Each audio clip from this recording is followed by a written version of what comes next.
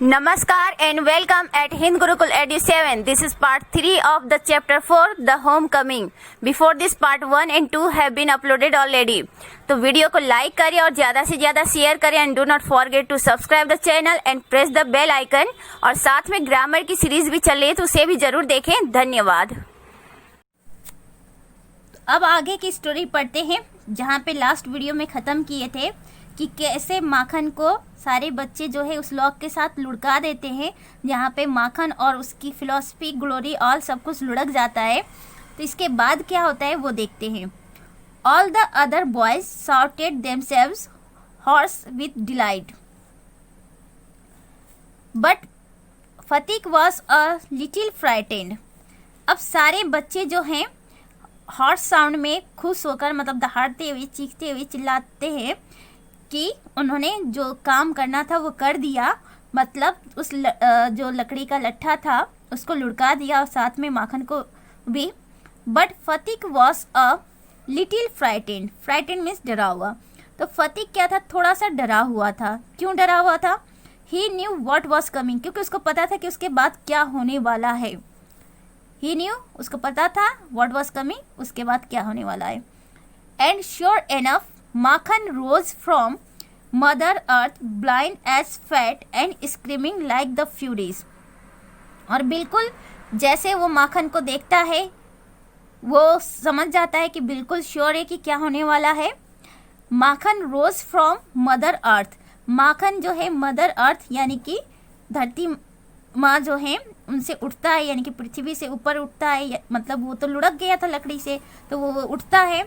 और blind as fate, और उसी तरह से अंधे होकर फेट की तरफ। फेट मतलब नसीब होता है, किस्मत होता है, भाग्य होता है। तो जैसे भाग्य अंधा होता है उसी तरह से भाग्य की तरह से ही अंधा होकर and screaming like the furies, और जैसे क्रोध में लोग चिल्लाते हैं उसी तरह से चिल्लाते हुए माखन क्या करता है, उठता है पृथ्वी पर से।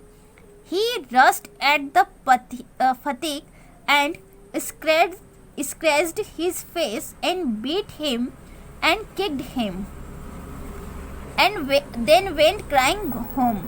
अब फतीक माखन क्या करता है कि बहुत गुस्से से उठता है और उठने के बाद ही रस्ट एट फतीक, वो फतीक की तरफ दौड़ते हुए जाता है। एंड scratched his face, और उसके चेहरे को क्या कर देता है, खरोच देता है अपने हाथों से, नेल से, अपने नाखून से उसके चेहरे को खरोच देता है। एंड बीट हिम, और उसको मारता भी है। किसको? फतीक को। कौन? माखन मारता है। एंड किक्ड हिम, और उसको पैर से भी मारता है, किक भी करता है। And then went crying home, अब मार भी लिया, लुढ़क तो गया, लेकिन जितना वो लुढ़का था, जितना उसको चोट लगी थी उतना तो वो फतीक से बदला पूरा कर लिया मारकर, और साथ में वो रोते हुए घर जाता है। The first act of the drama was over, और इस तरह से जो ये ड्रामा चल रहा था उसका फर्स्ट एक्ट है वो ओवर हो जाता है। इस नाटक का पहला हिस्सा जो इस तरह से ख़त्म होता है। अब आगे देखना है कि क्या होता है फतीक जब रोते हुए घर जाता है, सॉरी माखन जब रोते हुए घर जाता है तो क्या होता है। फतीक wiped his face and sat down on the eaves of a sunken barge on the river bank and began to chew a piece of grass. फतीक wiped his face, फतीक अपने फेस को वाइप करता है, पोंछता है। And sat down on the eaves of a sunken barge on the river bank. Bank means होता है किनारा। तो नदी के किनारे पर एक नाव होता है, टूटा हुआ डूबा हुआ थोड़ा सा रहता है, उसी के किनारे पर, नदी के किनारे पर, और वो जो नाव थोड़ा सा डूबा हुआ होता है नदी में और थोड़ा सा ऊपर होता है, उसके किनारे पर, ईज मीन्स भी किनारा होता है, उसके किनारे पर फतीक जो है अपने फेस को पोंछते हुए बैठ जाता है। And began to chew a piece of grass, और वहाँ पे जो ग्रास होता है उसका एक हिस्सा जो है, एक टुकड़ा जो है घास का, उसे चबाने लगता है। A boat came up to the landing and a middle aged man with grey hair and dark moustache stepped on shore. तभी वहाँ पे एक बोट आता है और उस बोट में एक मिडिल एज्ड मैन, एक मिडिल एज्ड मैन का मतलब एक अबाउट 45-50 एज का जो पर्सन है वो बैठा रहता है, विथ ग्रे हेयर, जिसके जो बाल है वो ग्रे हो चुके, मीन्स वाइट हो चुका है, सफ़ेद हो चुका है, एंड डार्क मोस्टेज, उसके जो मोस्टेज है, मूछ है, वो डार्क है, स्टेप्ड ऑन शोर, नदी के किनारे पर खड़ा होता है, वहीं पे वो उतरता है, रुकता है। He saw the boy sitting there doing nothing and asked him where the Chakravartis lived. अब वो जो बोट पर बैठा हुआ आदमी होता है वो देखता है कि जो लड़का, दैट इज़ फतीक, वहाँ पे बैठकर कुछ भी नहीं कर रहा है, सिटिंग देयर, वहाँ बैठा हुआ है, और डूइंग नथिंग, कुछ भी नहीं कर रहा है। तो वो पर्सन जो बोट पर बैठा हुआ था वो फतीक से पूछता है वेयर द चक्रवर्तीज लिव, तो वो पूछता है फतीक से कि जो चक्रवर्ती फैमिली है वो कहाँ रहती है। Phatik went on chewing the grass and said over there.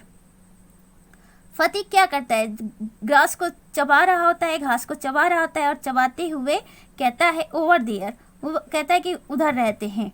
But it was quite impossible to tell where he pointed. Impossible मतलब असंभव, लेकिन ये बिल्कुल, क्वाइट मीन्स बिल्कुल, तो ये बिल्कुल असंभव था ये क्लियर कर पाना कि वेयर ही पॉइंटेड, फतीक ने किधर इंडिकेट किया। उसने बस ऐसे ही बोल दिया कि ओवर देयर, उसने कह दिया कि हाँ उधर रहते हैं, लेकिन किधर रहते हैं इट्स नॉट क्लियर, क्योंकि उसने जिस तरह से बताया उससे ये क्लियर नहीं हो पा रहा था कि एग्जैक्टली वो किधर इशारा कर रहा है। The stranger asked him again, तो जो अजनबी था, यानी कि जो बोट से आदमी आया हुआ था, वो पर्सन जो अजनबी है वो पूछता है फिर से फतीक से। ही swung his legs to and fro on the side of the barge, तो वो जो डूबी हुई नाव होती है, बार्ज होती है, उस पर वो बैठा होता है, और उस पर बैठ कर वो अपने पैर को आगे पीछे हिला रहा होता है। swung मीन्स हिलाना, और लेग टू एंड फ्रो का मतलब होता है आगे पीछे, तो अपने पैर को बैठकर आगे पीछे हिला रहा होता है। जैसे बहुत लोग होते हैं ना, चेयर पे या चौकी वगैरह पे किसी चीज़ पे बैठ जाते हैं और पैर को हिलाते रहते हैं, तो उसी तरह से फतीक भी बार्ज पर बैठकर अपने पैर को आगे पीछे हिला रहा होता है, और हिलाते हुए कहता है and said go and find out and continue to chew the grass as before. तो फिर फतीक जब दोबारा स्ट्रेंजर उससे पूछता है फतीक से कि कहाँ पर, तब फतीक का सेकेंड रिप्लाई क्या होता है कि जाइए और जाके खुद ढूंढिए, और फिर वो अपने जो घास लिया हुआ होता है उसको चबाने लगता है, जैसा कि पहले भी चबा रहा होता है। But now a servant came down from the house and told Phatik his mother wanted him. लेकिन अब क्या होता है कि एक नौकर है, सर्वेंट है, फतीक के घर से आता है और फतीक को कहता है कि हिज मदर वांटेड हिम, उसकी माँ ने उसे बुलाया है। वांटेड मतलब एक तरह से बुलाना, उससे मिलना, एक तरह से बुलाना। फतीक रिफ्यूज टू मूव, फतीक मना कर देता कि वो वहाँ से नहीं जाएगा। But the servant was the master on this occasion, लेकिन जो सर्वेंट था उस अवसर पे, ओकेजन मीन्स अवसर होता है, उस अवसर पे वो सर्वेंट ही मालिक था, क्योंकि उसको कहा गया था कि वो फतीक को लेकर आए, तो उसको फतीक को लेकर जाना ही था, चाहे जैसे भी। ही टुक फतीक अप रफली and carried him kicking and struggling in important race. वो क्या करता है, फतीक को बहुत ही रफली पकड़ लेता है और पकड़ते हुए उसको घसीटते हुए ले जाता है, उसको मारते हुए, किक करते हुए, और स्ट्रगलिंग इन इम्पोर्टेंट रेज, और बिल्कुल गुस्सा करते हुए, और ऐसा गुस्सा जिसमें बिल्कुल पावर नहीं थी, बिना शक्ति वाला गुस्सा, मतलब एक तरह से पावरलेस गुस्सा। तो पावरलेस गुस्से को दिखाते हुए सर्वेंट फतीक को बहुत ही बेतुके ढंग से पकड़कर उसको घसीटते हुए, किक करते हुए लेके चला जाता है। When फतीक came into the house, his mother saw him. जब फतीक घर पहुंचता है तो उसकी मदर उसे देखती हैं। She called out angrily, So you have been hitting Makhan again. और वो गुस्साते हुए, angrily means गुस्सा करना, तो गुस्साते हुए, कौन, फतीक की मदर, गुस्साते हुए कहती हैं So you have been hitting Makhan again. तो तुमने माखन को फिर से मार दिया। फतीक answered indignantly, No, I have not. Who told you that? फतीक गुस्से में, indignantly का मतलब होता है गुस्सा, तो फतीक गुस्से में आंसर देता है, रिप्लाई करता है, नहीं मैंने नहीं मारा उसे, और किसने कहा कि मैंने मारा?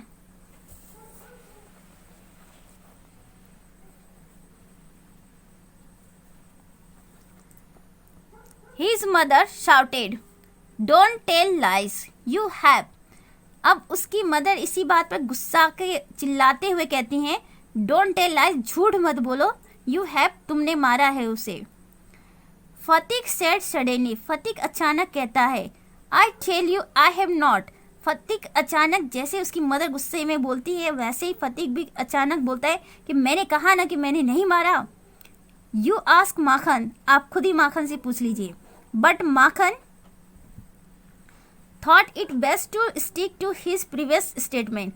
माखन को ये लगता है कि अच्छा चांस है फतीक को मरवाने का, उसको मार खिलाने का। इसीलिए माखन क्या करता है, जो बात उसने अपनी मदर से कही थी, प्रीवियस स्टेटमेंट मतलब अपनी मदर से जो भी बात उसने पहले बोली थी, उसी बात को पे वो टिका रहता है और कहता है, ही सेड यस मदर, हाँ मदर इसने मुझे मारा। Phatik did not hit me.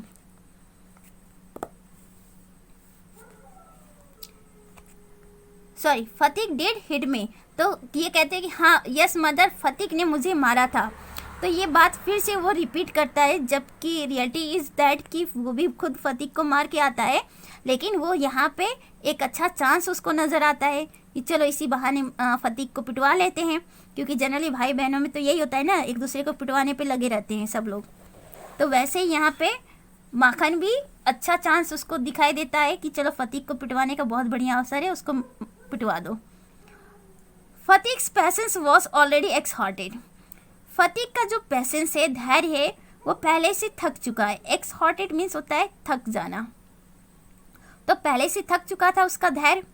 He could not here his this injustice. अब उसको बिल्कुल बर्दाश्त नहीं हो रहा था ये अन्याय सुनना। इनजस्टिस मीन्स अन्याय, तो वो अन्याय जो कि माखन ने झूठ बोला कि हाँ उसने मारा, तो ये जो अन्याय है उसको बिल्कुल बर्दाश्त नहीं हो रहा था। किसको? वो बर्दाश्त नहीं कर सकता था। कौन? फतीक। तो फतीक जो है इस इनजस्टिस को बर्दाश्त नहीं कर सकता था। He rushed at Makhan and hammered him with blows. और वो माखन की तरफ दौड़ कर जाता है और उसे मारता है, बिल्कुल हैमर की तरह, हथौड़े की तरह। टेक दैट, ही क्राइड, और चिल्लाते कहता है, लो एंड दैट, और लो, एंड दैट, और लो, फॉर टेलिंग लाइज, झूठ बोले हो तो और लो, मार खाओ। तो इस ऐसे मारता है फतीक माखन को। His mother took Makhan's sides in a moment and pulled Fatik away, beating him with her hands. अब जो उसकी मदर है, फतीक और माखन की जो मदर है, वो क्या करती हैं, वो माखन का ही साइड लेती हैं, क्योंकि माखन छोटा होता है तो उसी का फेवर लेती हैं। और उसका फेवर लेते हुए फतीक को दूसरी तरफ खींचती हैं, beating him with her hand, अपने हाथ से फतीक को मारते हुए उसको दूसरी तरफ खींचती हैं। When फतीक pushed her aside, तभी फतीक क्या करता है, उसी गुस्से में, क्योंकि वो माखन को मार रहा था और उसकी मदर जो है उसको खींच के ले जाती हैं, तभी वो थोड़ा सा अपनी मदर को धक्का दे देता है। और जैसे वो धक्का देता है, शी शाउटेड आउट, उसकी मदर चिल्लाते हुए कहती है, वॉच यू लिटिल विलेन, तुम राक्षस हो, शैतान हो, इस तरह से वो चिल्लाती हैं उसकी mother. Would you hit your own mother, तुम अपने ही माँ को मारोगे, इस तरह से चिल्लाती हैं फतीक की mother. It was just at this critical juncture that the grey heard stranger arrived. तभी मीनवाइल जब ये सब कुछ घर में चल रहा था, उसी क्रिटिकल कंडीशन में, उसी बहुत ही एक तरह से क्रिटिकल कंडीशन होता है, एक तरह से संकट वाली कंडीशन होती है, क्योंकि लड़ाई झगड़ा घर में चल रहा है, तो उस कंडीशन में वहाँ पे ग्रे हेयर्ड स्ट्रेंजर पहुँचता है।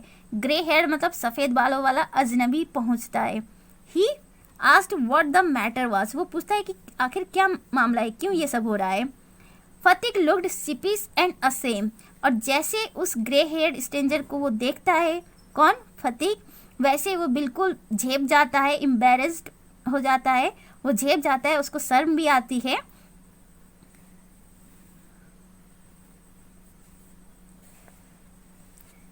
But when his mother stepped back and looked at the stranger, her anger was changed to surprise.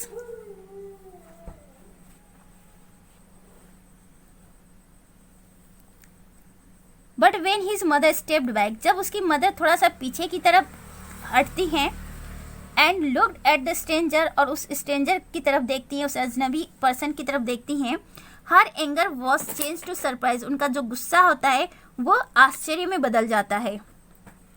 For she recognized her brother and cried why dada, और क्योंकि वो अपने भाई को पहचान जाती है, मतलब वो जो सफ़ेद बालों वाला अजनबी होता है वो कौन होता है, फतीक की मदर का भाई। तो वो अपने भाई को पहचान जाती है और चिल्लाते हुए, मतलब एक्साइटमेंट में चिल्लाते हुए कहती है वाई दादा। दादा मतलब आप सबको पता होगा जनरली कि बंगाली में जो बड़े भाई होते हैं उसको दादा बोला जाता है। जैसे सौरव गांगुली को बोलते हैं ना क्रिकेट में, सौरव गांगुली जो क्रिकेटर है उनको दादा बोलते हैं सब लोग। तो दादा मतलब बड़ा भाई होता है, न कि ग्रैंडफादर है। तो वो उनको कहती है अरे दादा, where have you come from, आप कहाँ से आए हैं। As she said this words she bowed to the ground and touch his feet, और ये कहते हुए पूछते हैं कि कैसे आए, कहाँ से आए, पूछते हुए as she said this words, ये बोलते हुए she bowed to the ground, वो ग्राउंड की तरफ झुकती हैं, मतलब ज़मीन की तरफ झुकती हैं, कौन, फतीक की mother, and touched his feet, और अपने भाई के पैरों को छूती हैं। जैसा कि हमारे इंडिया में कल्चर है कि अपने से जो बड़े होते हैं उनका पैर छूना होता है, तो ऐसे ही वो अपने भाई का पैर छूती हैं। Her brother had gone away soon after she had married and he had started business in Bombay. तो हर ब्रदर दैट इज़ उनके भाई, फतीक के जो मामा हैं, उनकी फतीक की मम्मी की जो भाई हैं, जैसे ही फतीक की मम्मी की शादी हुई थी, सी हैड मैरिड, जैसे शादी हुई थी वो तुरंत चले गए थे। मतलब फतीक की मदर की शादी होते ही फतीक के मामा जो थे वो कहाँ चले गए थे, बॉम्बे चले गए थे, और वहाँ पे वो अपना बिजनेस स्टार्ट किए थे। His sister had lost her husband while he was in Bombay, और जब वो बॉम्बे में अपना बिजनेस चला रहे होते हैं फतीक के मामा, तब उनकी सिस्टर यानी कि जो फतीक की मदर हैं, उनके जो हस्बैंड इट्स मीन जो फतीक के फादर है वो एक्सपायर हो जाते हैं उसी बीच में, जिस बीच में उसके मामा बॉम्बे अपना बिजनेस रन कर रहे होते हैं। Bishambar had now come back to Calcutta and had at once made inquiries about his sister. अब Bishambar is the name of Phatik's mother sister, sorry brother. तो यहाँ पे जो बिशंबर हैं फतीक के माँ के भाई हैं और उन्हीं का नाम बिशंबर है। तो Bishambar had now come back to Calcutta, अब बिशंबर जो हैं वो कैलकाटा वापस आ चुके हैं। और जब वो कैलकाटा आए, तो आज की डेट में कैलकाटा को कोलकाता बोलते हैं, तो जब वो कोलकाता वापस आए तो had at once made inquiries about his sister, तो उन्होंने अपनी सिस्टर के बारे में पता किया, मतलब फतीक के मदर के बारे में। he had then hastened to see her as soon as he found out where she was। अब जैसे ही कौन है, बिशंबर। तो जैसे ही बिशंबर को पता चला कि उनकी सिस्टर दैट इज फतीक की मदर कहाँ है, तो वो तुरंत ही as soon as he found out where she was, जैसे ही उनको पता चला कि वो कहाँ है, तो she then hastened to see her, तो वो बिल्कुल उनको देखने